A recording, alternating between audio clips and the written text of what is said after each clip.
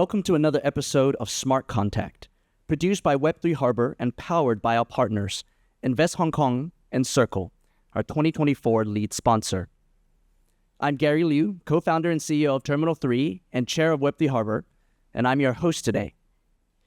We're recording with a live audience, and today's Smart Contact is Mathias Imbach, co-founder and group CEO of Sygnum Bank. Thank you so much for joining our conversation. Thank you, Gary. It's a pleasure to be here. All right, Mathias, you and I last saw each other almost exactly a year ago in the Four Seasons in Hong Kong after a whirlwind Hong Kong FinTech week. At the time, you and your co-founder Gerald were on an aggressive learning journey through Hong Kong, trying to figure out what the opportunities and potentially the challenges are about bringing Sygnum, your business, and growing it in Hong Kong. And now you're back a year later. To be very frank, I've known, maybe first I should say, I've known and visited Hong Kong many, many years, even prior to Sygnum, and I love the city and continue to love it. So always great to have excuses and business to come back. This year, again, it was the same as last year. It was the FinTech Week and all the, all the events around it, which made us come back. Amazing. We're so glad that you guys are back. Now, Sygnum is a true pioneer in digital asset management. You and your three other co-founders started the bank in 2017. Is that correct?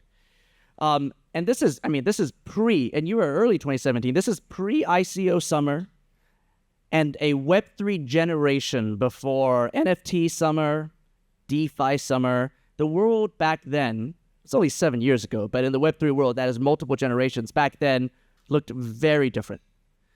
Sygnum, after its founding, became the first licensed digital asset bank in both Switzerland and in Singapore, creating this East-West corridor that remains incredibly important to your business. We will get to that later.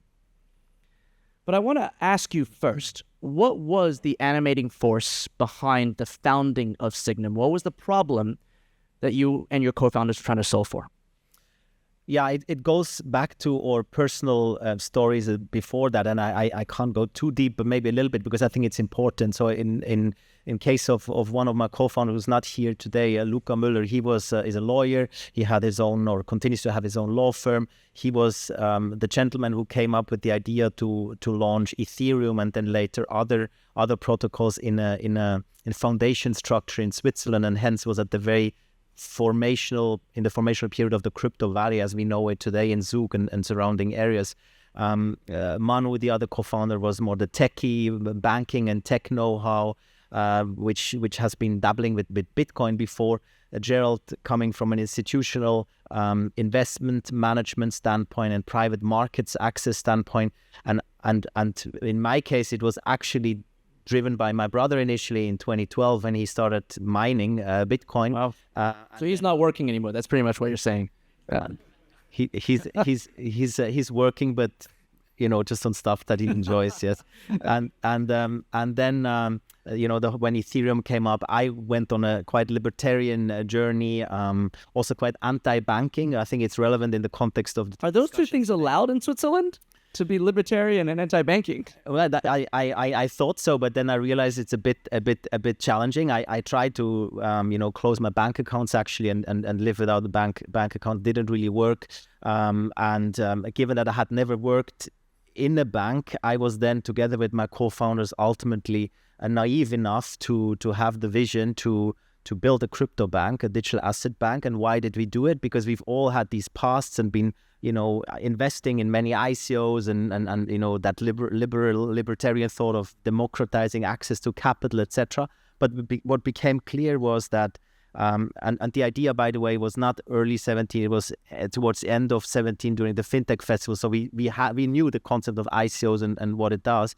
And we just realized that great technology, great potential, but it was often detached from reality, as in the developers, the key teams didn't find bank accounts. They couldn't pay the developers' salaries. And quite frankly, sometimes it also became clear that some rules that work today or have been established, they would also make sense in this industry. So we said, future as heritage, let's go bold. And our thesis was, if this industry is to truly grow and adoption to kick in, we need to build regulated platforms.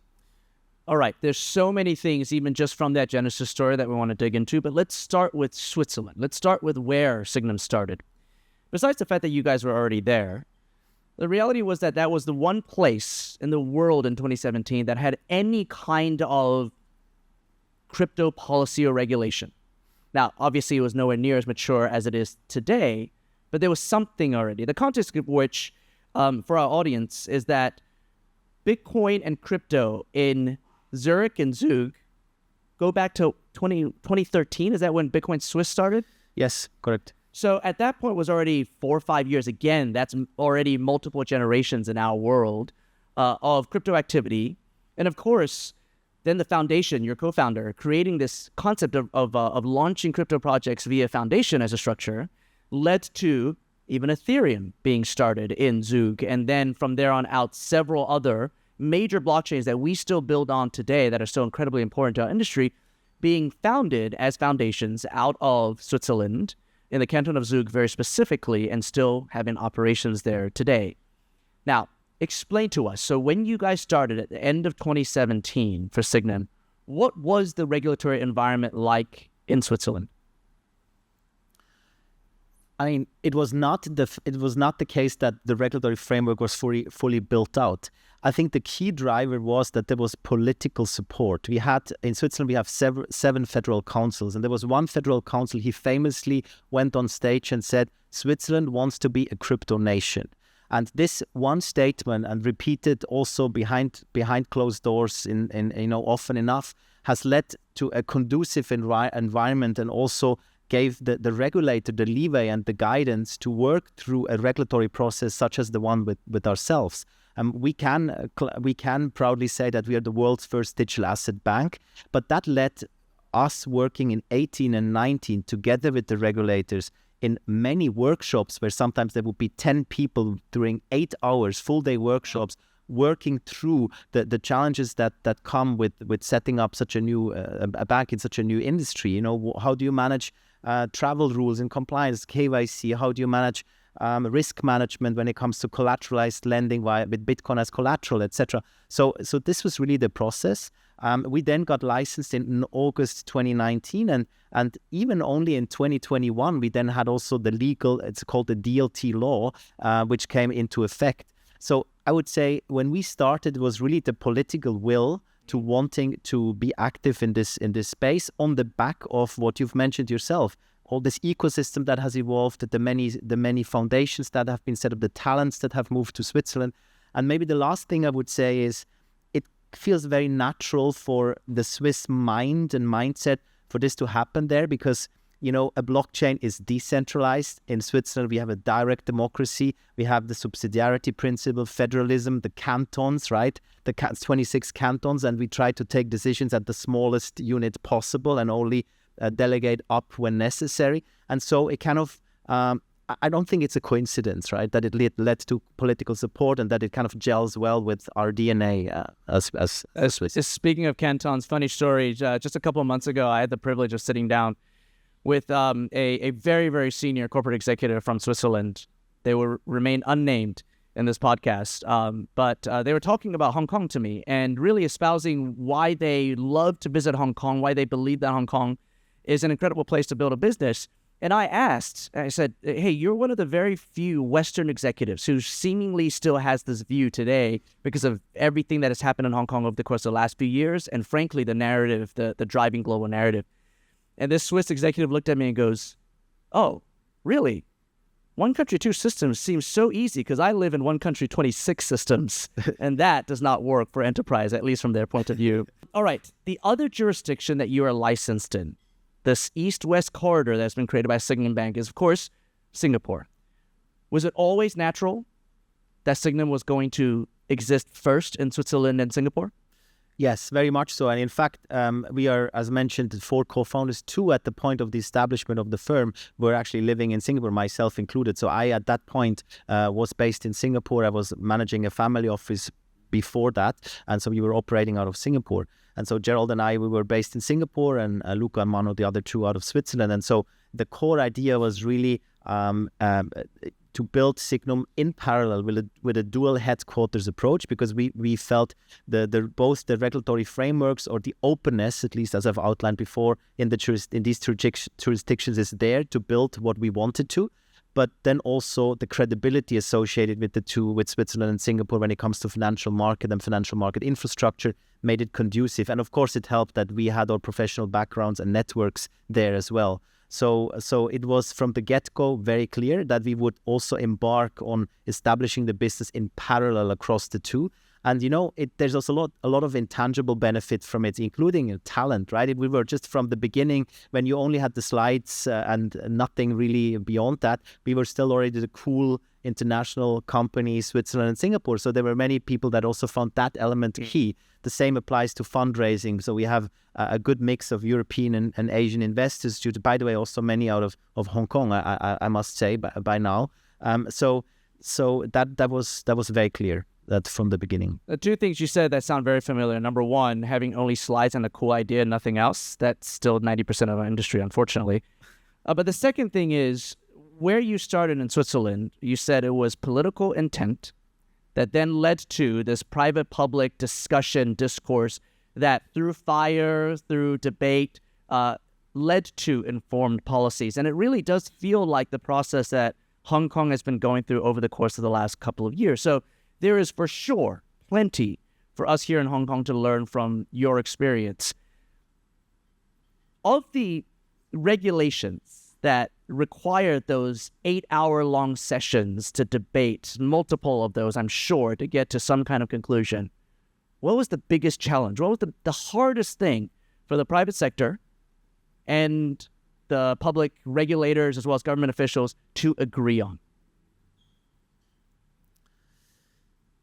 Honestly, there's really many things. I mean, for us, from our vantage point, it was probably just the uncertainty whether this could ever even happen, and combined with the requirement to have a massive governance in place before you even start, plus a massive capital base to be even, be able to launch as a bank, and not knowing what that means on the timeline, as a startup, going back again to the slides and fundraising and not being able to tell investors when the license would come, etc. I think that was kind of holistically, I think, the biggest challenge. And again, I think my personal key advantage was never having worked in a bank before, because otherwise I would never have dared to even start. Knowing what I know now, I would never do this, right? Sort of. And I think that was the biggest challenge, this uncertainty. But then in terms of key requirements, it was probably around the AML processes, the travel rules. How do you do that? How is the risk management? How is basically this the traditional rules which applied 100 and continue to apply 100% to ourselves as well? How do we translate these to this new technology? Where does it need tweaks, and what how do we implement these? So that will be the key challenge. All right, the travel rule we have to come back to, but I'm not going to get you to dig into those details just yet. The last question about Sygnum's history I want to ask before we move on to this overall integration of traditional finance and decentralized finance and tokenized assets in particular. The last question I'll ask about the history is, what was the process like tokenizing your company's own equity and then having that traded? Because you guys were amongst the first to do something like that. Yes, again, I mean, the start was political will and ability to do that in a legal framework that works. And this is when the DLT law in Switzerland, I think it was August 2021, came into effect after the whole legislative process and the parliament voting for it, etc., and then going into implementation, etc. So that really led to a situation where we could, where the rights towards ownership in form of a token is very legal. There's a clear legal basis to defend it in front of court. Is what is needed to be able to trade significant with real money on the spectrum. And so then we just wanted to, given that we have been believing in this in this infrastructure and been investing in it from the very beginning, we wanted to showcase that we can do it, and we are also doing it ourselves. And the process as such was actually not so difficult, which is the whole point of this, hopefully simplifying a few things, then also in terms of how you manage the cap table, etc. But what we did not do at the same time, and that is important, we did not become a listed company as a result of that, right? We did not do a tokenized IPO. Sygnum till today remains a privately held company, but the shareholders, whoever is on the Sygnum platform, has the Sygnum shares as part of their portfolio. And this is integrated in their wealth and easy to track also for tax purposes. And whenever there's secondary market share transfers, then these can be done on chain. Are you able to share what percentage of the company's equity is tokenized in this way? There's all of it is tokenized, but not all the shareholders would have the tokens in the wallets, right? And I would say it's maybe something like 60% or so that actually have it in their. That's much higher than I would have guessed. I mean, that's incredible. That is the definition of eating your own dog food, literally doing what you philosophically believe in with your own money, with your own company, even with all the inherent risks, I'm sure, that come with that process. Speaking of which, a topic that you are deeply passionate about, which is not a surprise. I mean, you're the group CEO of Sygnum, but a topic you've talked about a lot publicly is why it's so important for traditional finance to understand blockchain and to increasingly integrate with blockchain. Can you tell me why? Why do you think it's so important for traditional finance that by itself today has a bunch of extant problems that traditional finance and the financial system we have today can fix without blockchain technology? Why is it so important that they understand blockchain technology and actively try and move into either the digital asset world or at least deploying blockchain technology as part of the stack?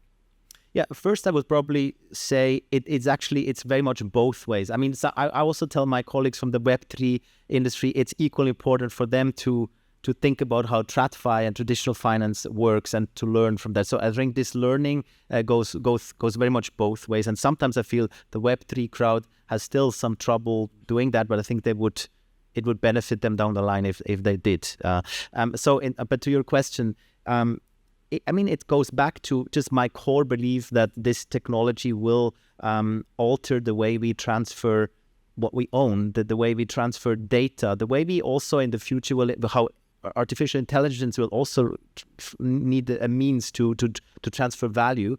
And it boils down to the core belief that I have that this technology allows to transfer originals, not copies between you and me, without intermediaries, as long as you have access to the internet. And that's a very fundamental thing, which we are still not good at making plausible and kind of making the value seen without people having to actually interact with the blockchain because they don't want to. They want a Web2 experience, but it's Web3 machinery behind, right? And there we still have a lot of work to do.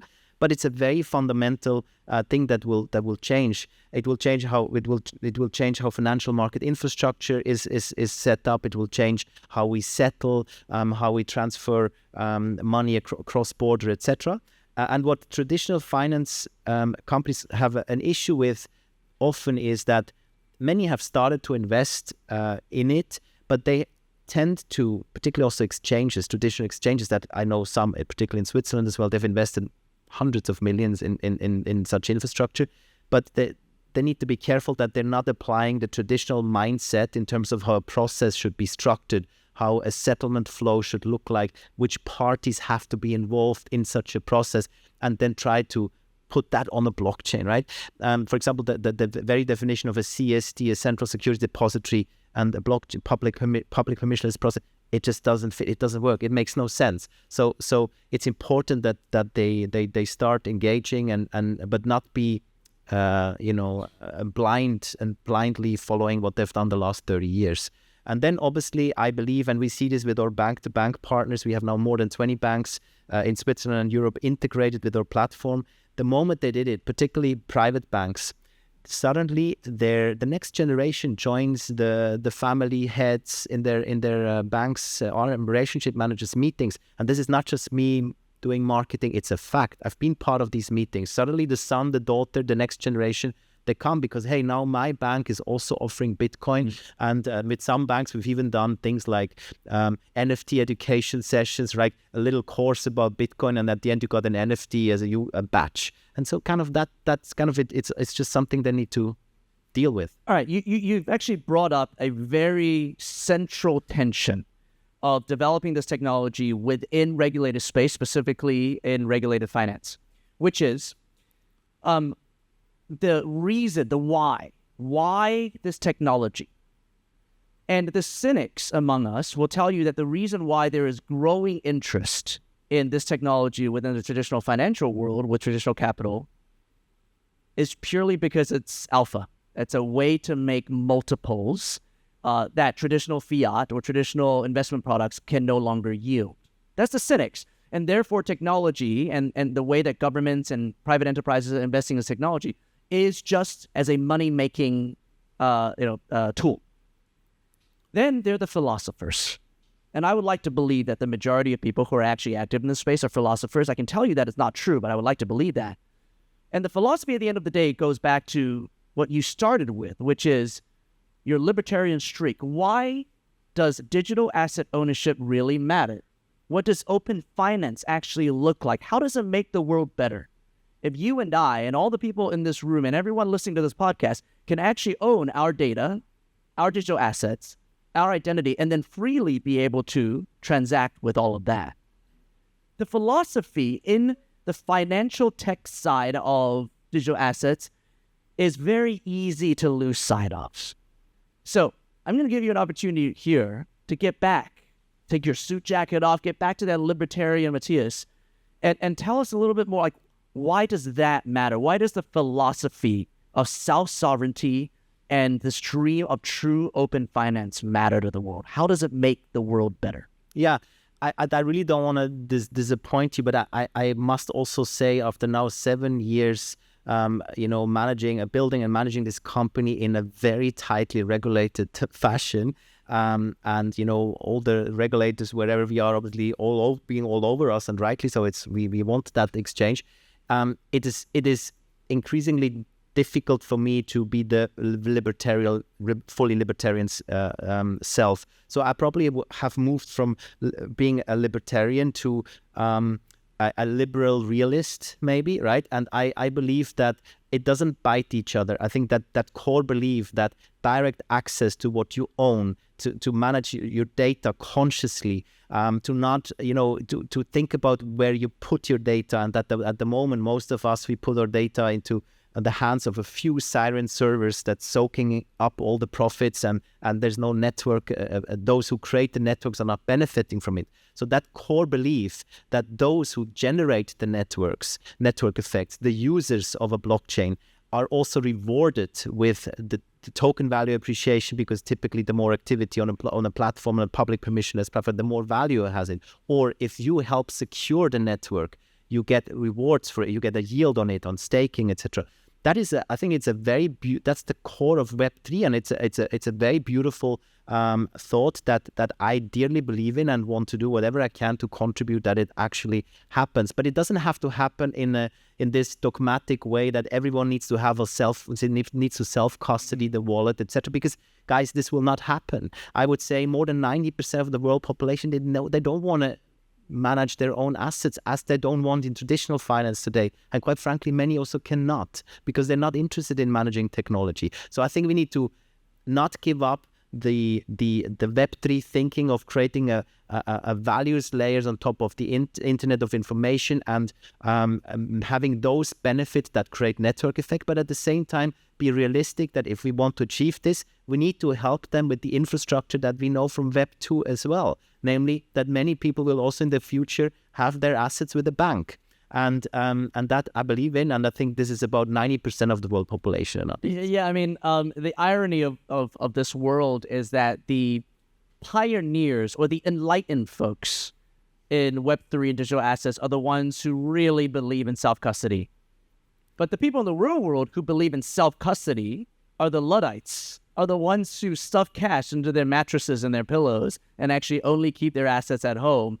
And so how do we jump from believing that self-custody is because you just don't understand how the real world works to now a world in which self-custody seems to be the way, the enlightened way forward? I think that in general, you and I would agree on this more nuanced version of a decentralized future where we can take advantage of self-sovereignty at the very least, but still exist in somewhat of a room. Yes, and quite frank, if I may, because I see this on who is who are our clients. And I can tell you there's many that you would see and think they're pure, Bitcoin maxis or so, and they are Sygnum clients, because ultimately there's also needs that they have in terms of transferring in and out, etc. But I don't think it's either or. I'm also happy to out myself. I like both. I like to have my Sygnum account and have a custody wallet. It's easy for taxes and all of this reporting. It's just all done. But I also believe very much in self-custody, and the right mix makes it work. All right. It's the 7 years since Sygnum's founding. Again, like I mentioned several times, that is dog years in crypto. In those 7 years, if I were to ask you, how would you cut up those 7 years and cycles and phases that you have experienced for digital asset growth, in particular within a regulated world? Yeah, I mean, if I leave out what happened before 2017, which was also a fun time before that, but that 17, beginning of 18 was the ICO hype, which then went bust. That was when we thought, okay, this is now our time to set up Sygnum. Wait, after the bust, like the bust was part of the genesis story? No, I mean, we decided to start this project before it busted. So the moment we wanted to start raise money, it busted. so the perfect moment, typically. Yes. Actually, in hindsight, quite proud that we managed with the piece of papers to get that money for that idea at that point in time. But so that was the first. That was the first phase, and I always say it was great that it happened. I mean, it showed us that in this token economy, in these token economies, it's like you're having immediately IPO'd companies which are 24/7 live. You can trade them, and any news is immediately reflecting in the token value. And then you have bad companies, good companies, many fail. It's like venture capital investments with immediate liquidity. And I always say if Sygnum had been tokenized from the get-go, we would have been a few times down to zero value and a few times probably multiple of a unicorn and anything in between. So that is kind of what sometimes people don't understand, what is different in this world. It's like immediately 24/7 liquid and IPO'd without the governance and sometimes the readiness that is needed to be a solid IPO. By the way, you generally see that as good, as net positive? I mean, I don't want to say that everything that happened around 2017 and 18 was good, but it's probably realistically needed that you have these innovation pushes, these use cases coming up, and then exaggeration, and then moderation and learnings, and then you move on. I think that's exactly what happened. So 18, then this was our building phase. It was the crypto winter. It was a very difficult time. That was our time, though. If I always then reflect what it meant for Sygnum, it was a time when we built. It was a time when we went through these workshops with FINMA, etc. And quite frankly, I'm glad that we didn't do that in 2017 and end of 2017 or 2021 when everything went up to the right. So you then don't want to have these conversations and not being able to do business. So for us, it actually worked out well. So that was about, okay, we had that bust. Second phase is now building solid infrastructure. Everyone realizing, hey, we need some rules, we need regulation. So it actually gave us confirmation for that we were on the right path. Then in 19 we got the license, and I remember the first Ether trade that we did was for $180 or something like that. It also shows you kind of what happened since. And we were very constrained. We had several phases, how they, first we could only onboard 30 clients, friends and family, then audit, then another 50 clients, then audit. We could only do Bitcoin ETH 9 to 5, Monday, Friday initially, bounded by the regulators. So, we had to go through releasing ourselves over time.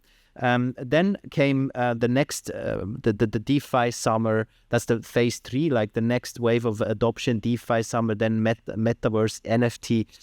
The next phase of then leading to great innovation, but also some exaggeration. That was the first time we could really then start reaping the benefits a bit. But at the same time, it was tough because those around you, around us, they still were largely not regulated and could grow much faster because they had they were not bound back by the rules that we had to abide by. And sometimes I was challenged with questions such as, I get 15% yield on Celsius, why would I bring the money to you, right? These were the questions I would really get every day. And then we know what happened, the scandals, and that's the third phase, I would say, the scandals in 22 and 23.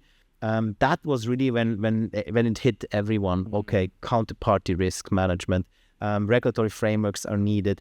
Now it makes sense that the assets in a bank like Sygnum are off balance sheets, bankruptcy remote. That was a very difficult time, but at the same time, it was actually the ultimate validation of our approach. And since then, nobody has turned back and says it doesn't make sense that there's more regulatory frameworks, etc. It also woke up regulators across the world, including here. Exactly. And then, I would say some of the things that were and have been decided since then, we're actually only starting to see from next year onwards.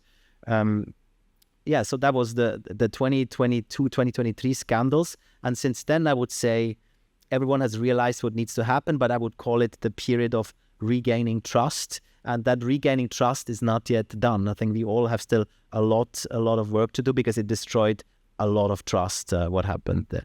Thank you for bringing up the key term for today's summit.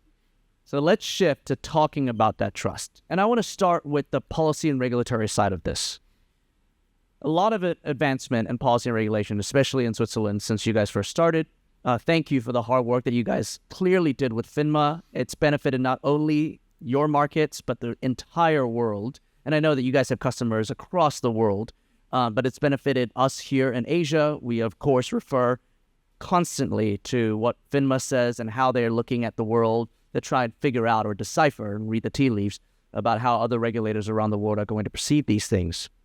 But there's still a lot of work to be done on the regulatory side. So before we can get to a point where we actually have blanket trust from traditional finance, or at the very least trust that meets the expectations of the traditional financial world within a decentralized asset world, what other policies and regulations need to come into play? What else are you guys actively working on the policy and regulatory side to help the rest of us out, as you have been for the last 7 years? Well, the first thing I would say is the regulatory environments in whatever jurisdictions we are operating in is not something that is static. It's changing over time. To also say something critical about Switzerland, because it's been praised by you and me now quite a bit, I would say the political backing that was there when we launched in 2017 is today probably not there anymore. And why is that? Because as you all know, last year we had the Credit Suisse situation, right, which was a huge blow for the Swiss economy and for the financial market. And I would say since then, there's a lot of let's say for the regulator is under significant pressure, which is understandable, and I think that will also or will have an impact on how one deals with innovative new technologies. So I think that is something which is certainly a worry I have for the next 2 years or so to operate in this environment. You then have other jurisdictions which are now in the phase that maybe Switzerland, to some extent Singapore were a few years back is now, okay, we really want to do this, figuring out the frameworks there and also wanting to attract business. And there I would say there's two sub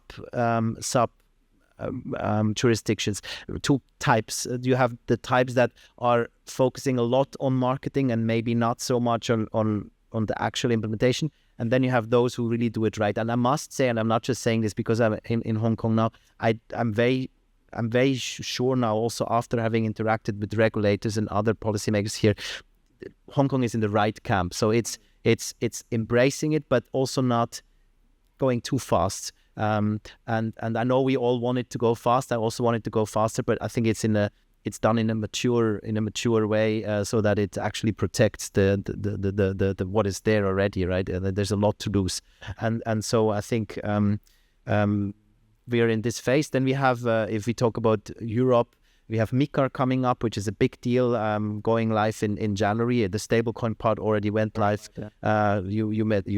Jeremy was here. I'm sure he talked about it.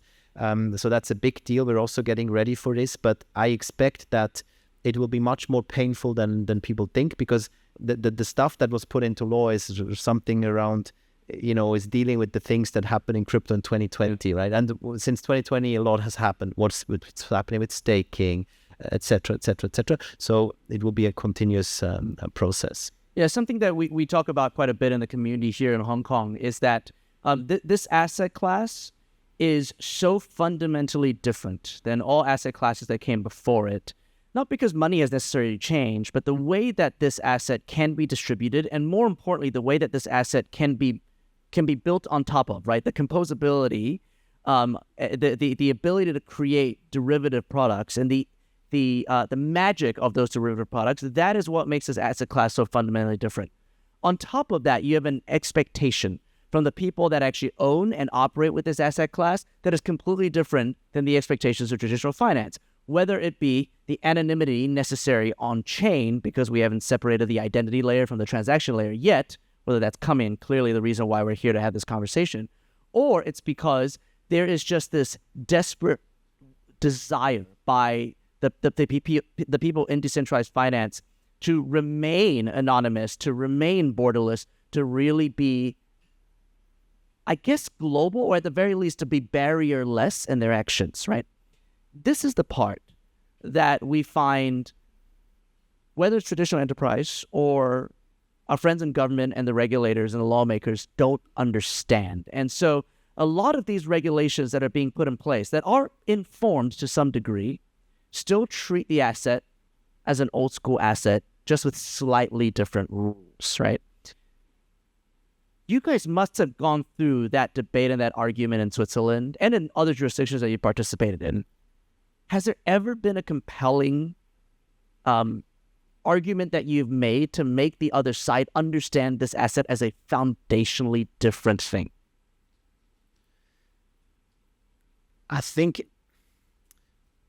it depends with which stakeholders, quite frankly, because if you interact, I'm just being very candid here, if you interact with regulators, they have often, and for good reasons, this same risks, same rules, and technology neutrality in terms of how they apply rules. And so when we interact with regulators, we try to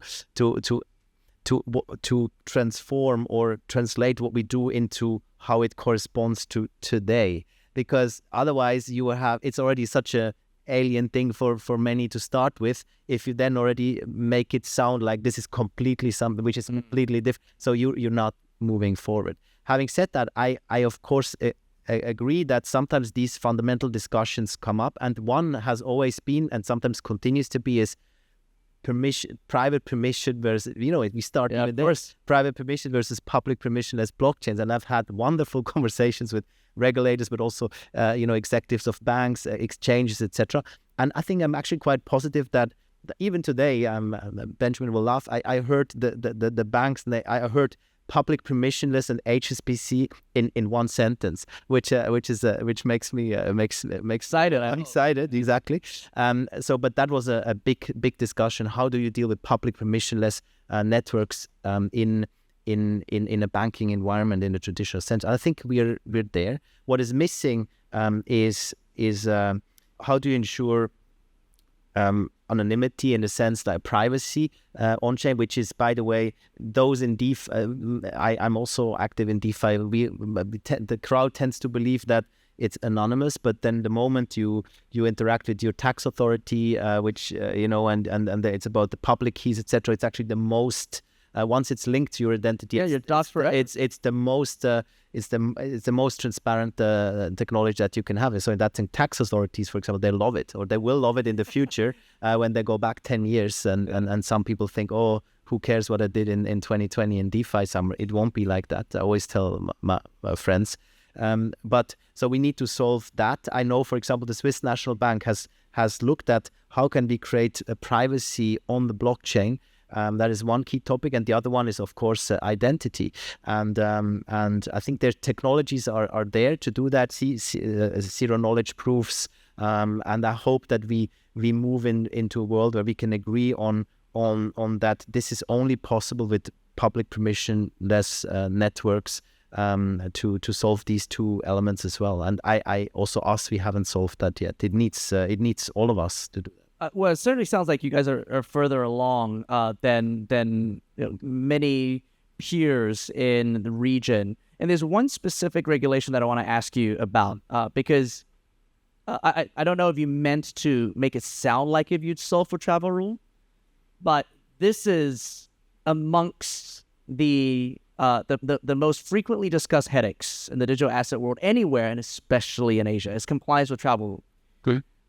Effectively a copy and paste set of guidelines from traditional finance into digital assets that put the onus now on the virtual asset service providers, trading platforms, banks, issuance platforms, and whatnot to transfer customer information in between systems without actual guidance on how to properly secure privacy of that data, without a universal standard of any kind of what that data looks like and how to send it back and forth. And so now we're left with a very, very fragmented marketplace of quote-unquote solutions that are not safe for users, that are incredibly cumbersome for virtual asset trading platforms and other service platforms, on top of which you still have the entire DeFi world saying, we're not going to touch this because this is not anonymous. And therefore, the moment I touch this, I dox every wallet that is on network, and suddenly you're forever doxxed. Okay.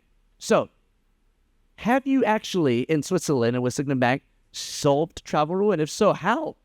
I mean, we had from the very first day of our existence as a licensed bank, we had to follow the travel rules. And so there's never been a transaction, a crypto in or outflow where we did not have to follow these rules for then to document, for example, that wherever the assets are sent, that this wallet is fully KYC'd and linked to the identity. And there's different ways how you can do it. There's signed transactions.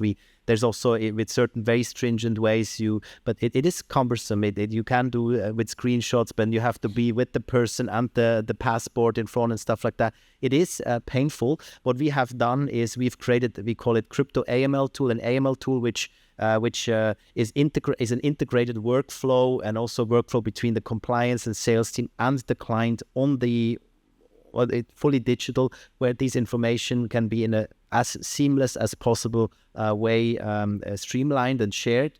And also there's different, analysis depending on what wallet type it is, etc. There's different requirements in alignment with FINMA. So in that sense, we have solved it. But I don't want to say it's the best. It's not the perfect user experience, right? Because we are going way beyond than sending, in terms of documentation, beyond sending a bank transfer in US dollars, right? That's what sometimes is so interesting also. Yeah. I'm going to attempt to make you do something quite hard, which is agree with me for a second that you're allowed to draft the next version of the FATF travel rule. Okay, which there's ongoing working groups and consultation going on at FATF for that next version of the travel rule. And what we're hearing, of course, is that it is getting more stringent, not less, and that it's not actually taking into account the realities of the digital asset world.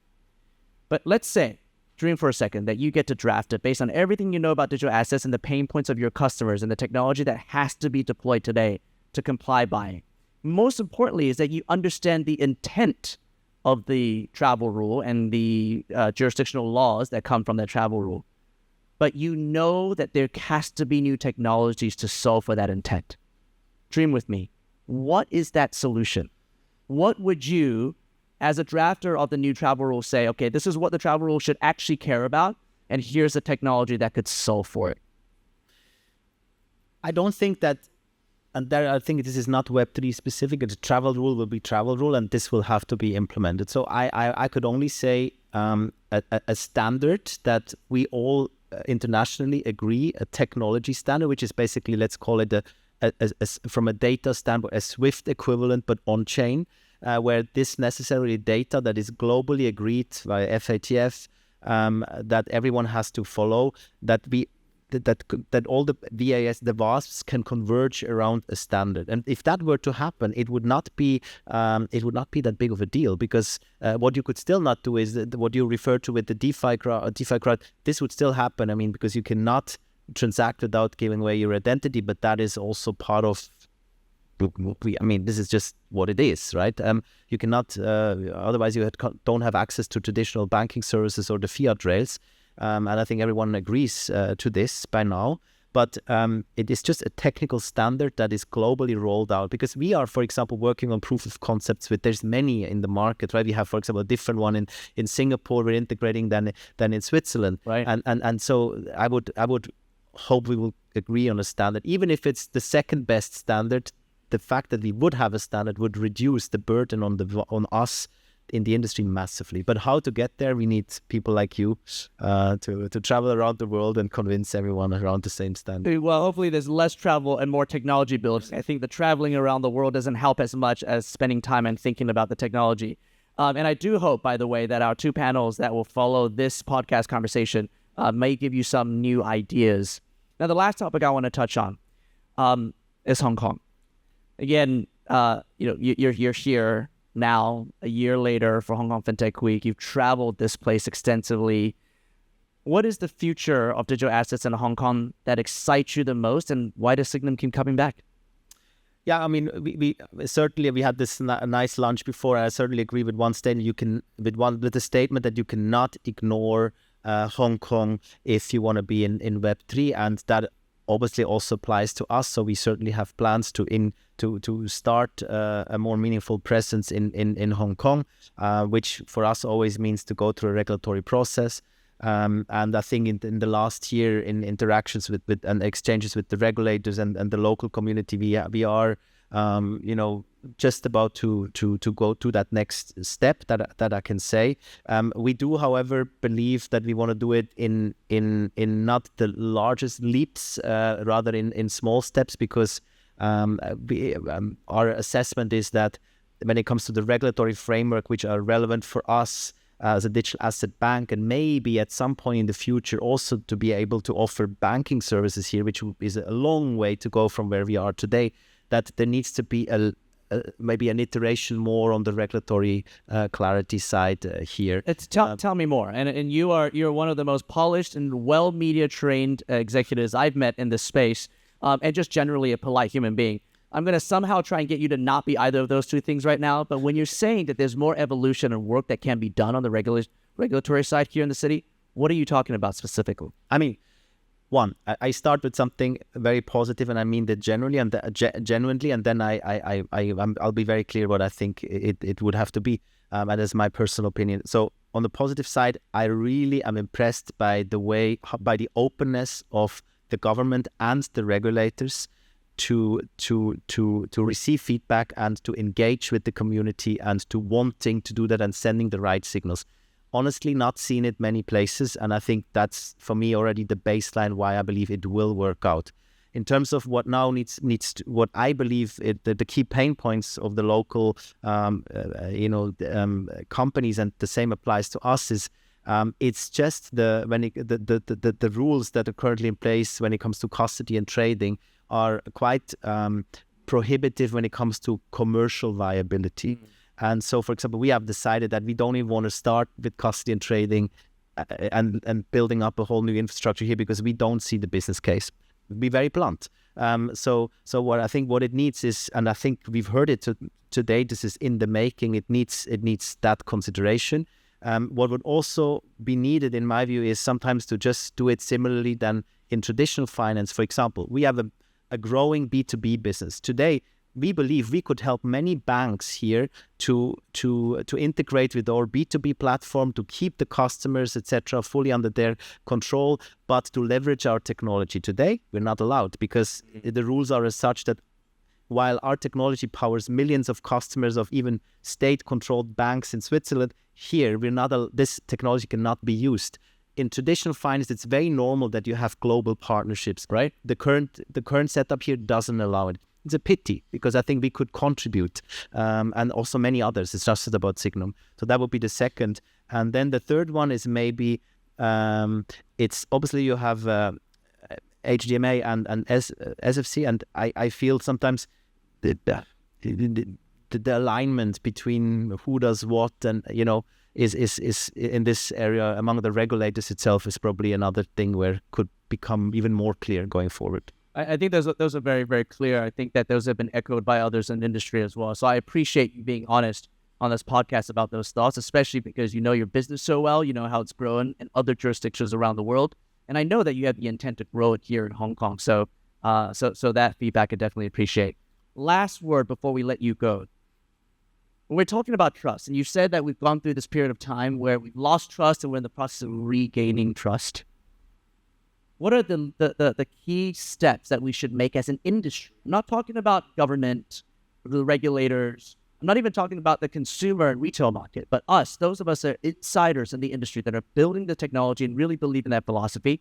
What should we be doing more of to rebuild this trust?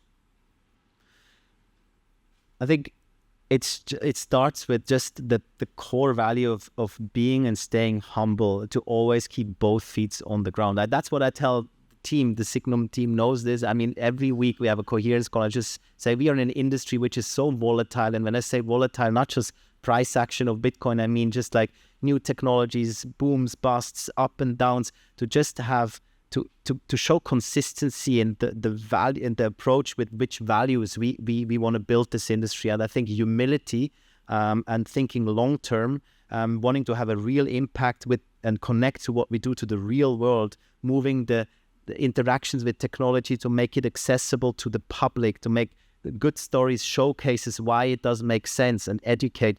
This is the core, as us as people driving this industry. It's far away from the tech talks and from the and obviously from the price action. I think that would be the core, because people, for many, it just feels a bit alien, a bit funny. It's it's not real. So we need to make it real, and I think that is always linked to people that have both feet on the ground, have a vision, think it through long term. It's about many entrepreneurs wanting to build an institution and not just fly by night and then exit kind of setup. So we need to want to build institutions that stay around for 50, 100 years and start them now. Yeah, what you guys are doing at Sygnum has been so foundational for the rest of the world who have followed, and we certainly here have taken advantage of all the paving, the pathfinding that you guys have done. So thank you for not only that work for you and the entire Sygnum team, but also for being with us today to have this very honest conversation about something that is so fundamental to the rest of our world as well. Thank you to all listeners for tuning in to Web3 Harbour Smart Contact at Blocktober series. We'll see you next time.